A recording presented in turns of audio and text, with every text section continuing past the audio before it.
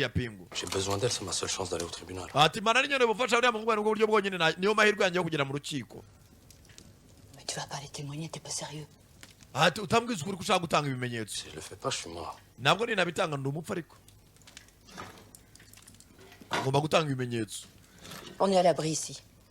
Hano ariko turatekanye. On va te trouver. Nta muntu uzabasha kuba yakuvumbura ahantu uri. Twigume muri iki cyaro cyacu ni kure y'umujyi. Restez. Waguma hano.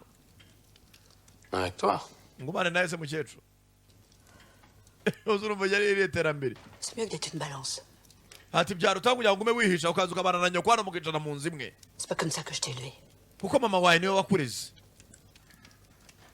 Kumana na nyoko wicare hano. Ibyo kumva ngo uri umusore ngomba gutunga igeto yawe. N'ubundi ukaguma wirukanka. Guma hano.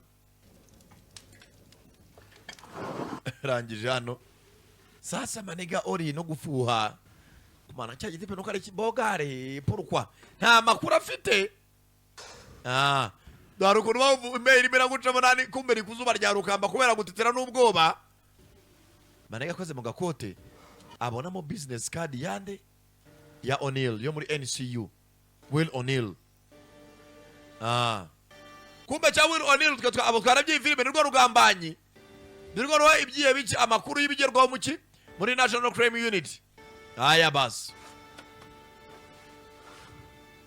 Rangije yitonze.